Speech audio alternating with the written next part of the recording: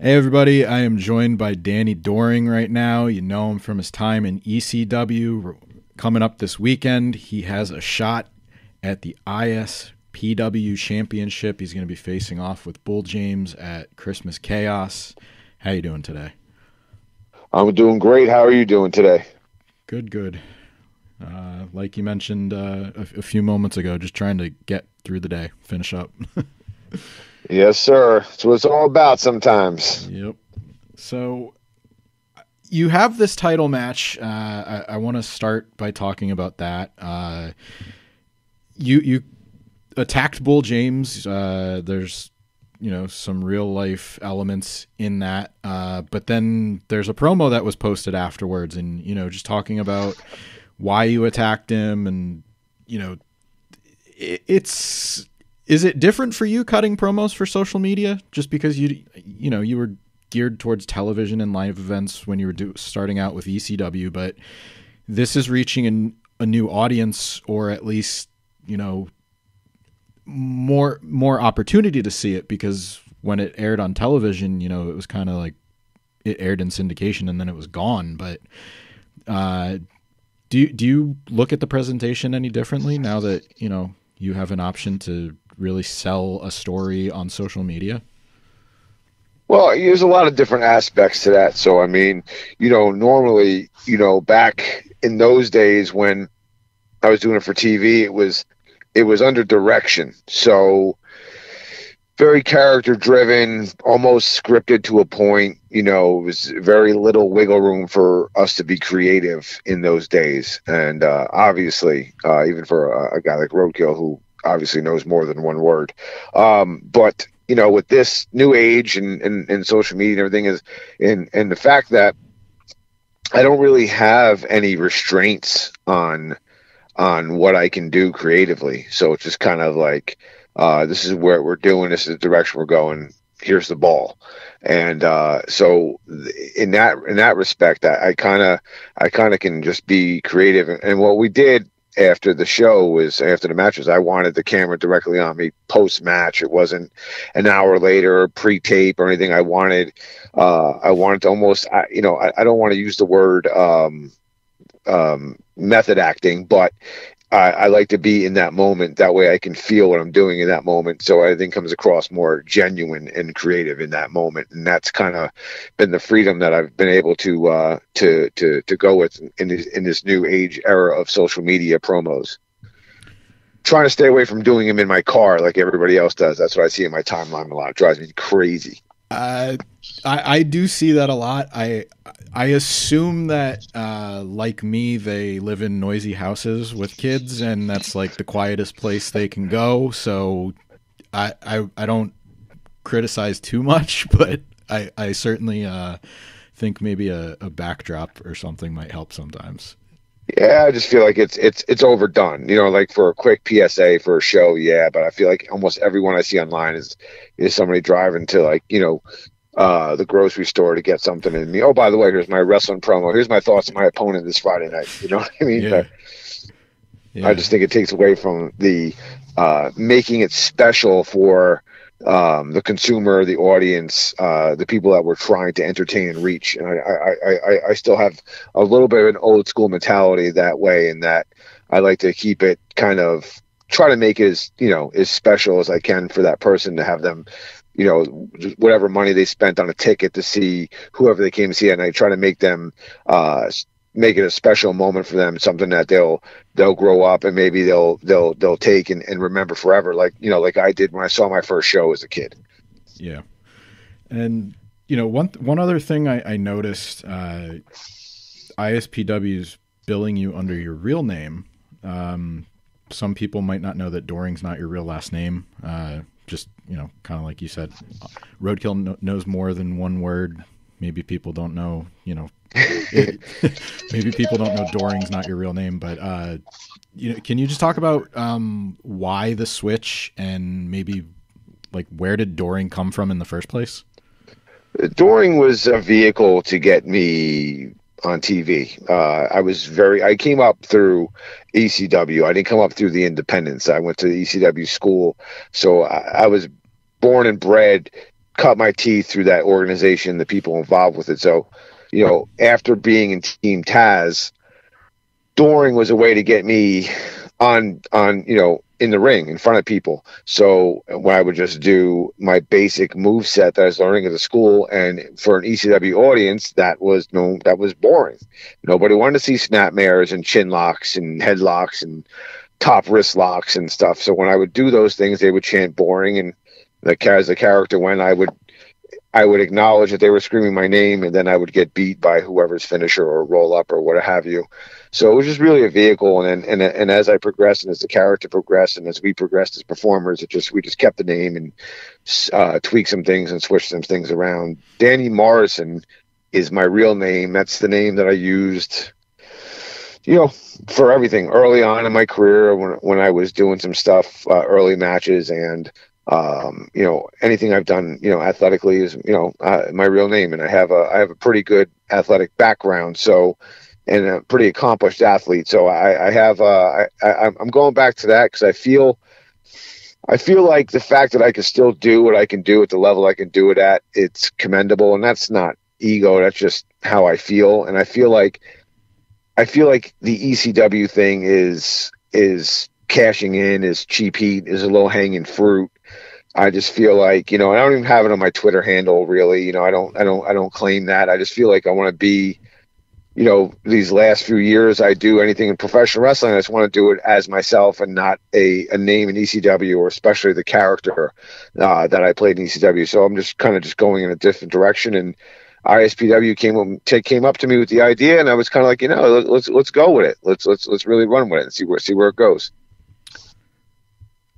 One thing I did want to touch on, this is, I think it was 6 days ago. You won the ECW Tag Team Championship, December 3rd, 2000, so 21 years ago. Any fond memories just looking back on that moment? Oh, absolutely. You work so hard to get to a point where you're going to win, you're going to win the championships, and the work that you put in with your partner, and the paying the dues, and the up and down the roads, and pinching pennies just to eat or sleep, or all those things that you've been through. It culminates right there, really, as far as, and all the work you put in with your partner to get to that moment, the hours at the school, the training, the coming up with tag moves, and all those kinds of things, and to do it in New York City, where it was close enough where we can have all of our family and friends there. It's a pretty, nothing storybook. It's pretty as storybook as it gets for an athlete. So just that itself, and wrestling our favorite opponents, which were Guido and Mamaluke with Big Sal, was and we knew we couldn't have a bad match with him if we wanted to. So that whole day in itself was pretty spectacular. You also have the distinction of being the final ECW Tag Team Champions. You held the titles until the company closed, but do you have any idea of where maybe you guys were going, or any idea of what you saw for the team moving forward if the company stayed in open? I feel like actually that would have been like I said, the culmination of all that work. I don't know that we were a vehicle built to be a lifelong tag team like the Dudley Boys or the Eliminators or Road Warriors or any of those teams, Hardy Boys that were, I think that was going to be pretty much it. I think that was going to be, we were going to probably go from there, start going in a different direction where we went to singles, probably with a heel turn, probably by me, because Roadkill was such a fascination with the people, and he was so over. It probably would have been and I think they started to plant the seeds for that, and we just never got to it. So we have that distinct title being the last champions and the team that never broke up and all that kind of stuff. So it's cool, but I think that would have been the culmination of it all, which would have led to other things, and it would have been interesting to see where we went from there. But as time and history has told us, that was it. I know the Dudleys get a lot of the attention, most of the time, and then the Eliminators, the Pitbulls, but especially me as like a fan who kind of found ECW towards the end, especially like right before the TNN era started. But like, you look at teams like you and Roadkill and Nova and Chris Chetty. I'll even throw out the Unholy Alliance there. Like, there's some really, really good tag teams, whether, you think that it was a long-term thing, but I really feel like towards the end, like, there was a lot of underappreciated teams towards the end that maybe aren't talked enough because of the other characters that came before them. Did you ever feel like that way too? Oh, absolutely. We could have went to anywhere after that with ECW and retold the whole story or reimagined it.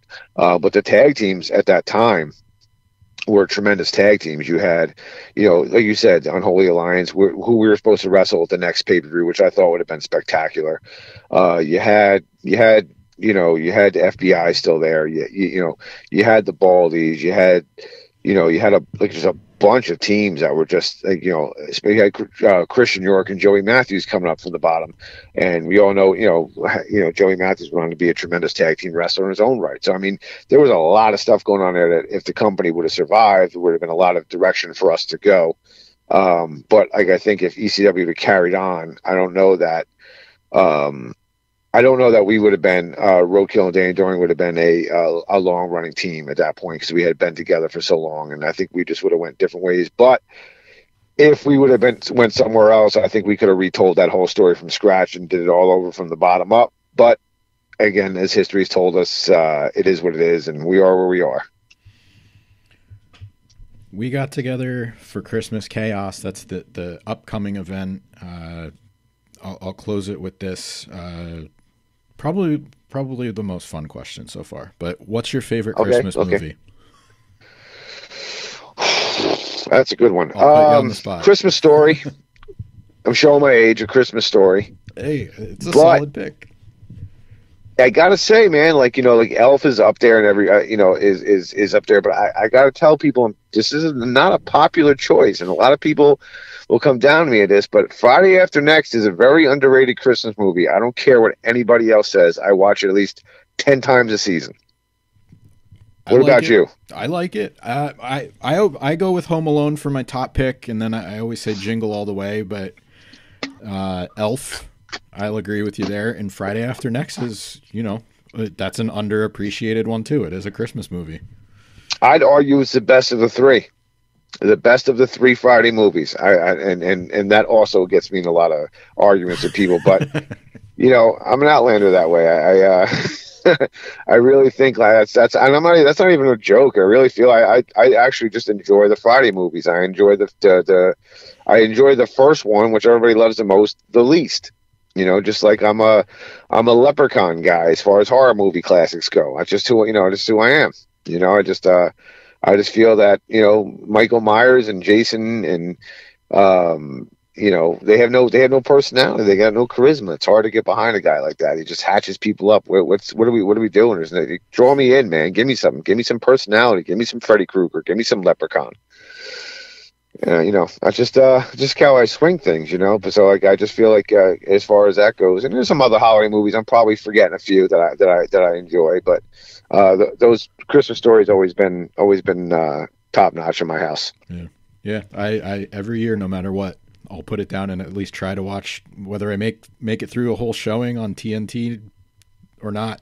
I'll at least have it on at some point during the day. It's always there. So 24 hours of A Christmas Story, and nobody else in my house watches it. I got 3 kids and a wife, and nobody watches it. I'm probably gonna have to fight with mine, but I always try. I'm like, oh, come on! Like, now I think they're old enough to appreciate it because it's the magic of Christmas, and they're kind of at that age where maybe they'll pay attention. And I don't know. Yeah, it's funny. I just watched. Yeah, but I just watched 8-Bit Christmas, which is Neil Patrick Harris, and I don't know, I'm old enough to remember the Nintendo when it came out, and I'm also old enough to remember I didn't get one on Christmas morning, but I got several of the games, but the Nintendo, I guess, didn't come in. Santa's elves couldn't make it fast enough, so I didn't actually get the system. So watching that movie brought back, which is based around the kids trying to get the system, or at the time, it was an entertainment system, not a video game console, was pretty nostalgic for me. So that was a pretty cool one. I think it ties in, like, so kids today could watch it and get it. But like that was pretty cool, and my kids actually sat and watched that with me, which was cool.